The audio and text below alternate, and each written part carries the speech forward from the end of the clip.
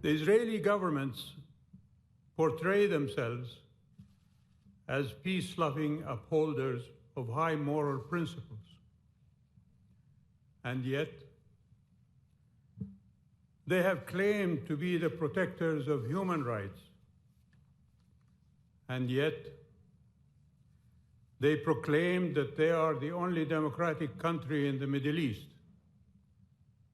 And yet, they humbly depict themselves as a small, existentially threatened country surrounded by bloodthirsty killers who want to eradicate her from existence.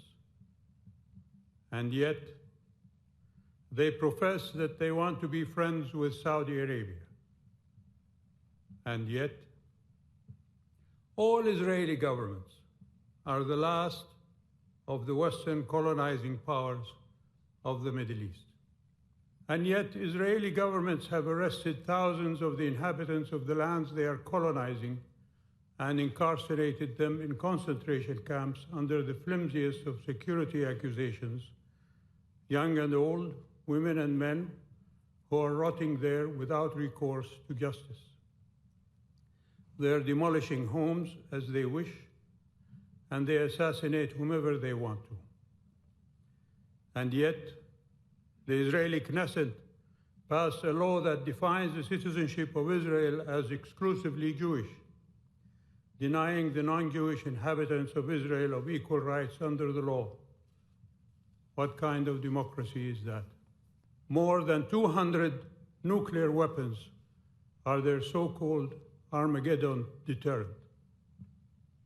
And yet, while waging wars on Hamas, Israeli governments are funneling Qatari financial support for what they say is a terrorist group.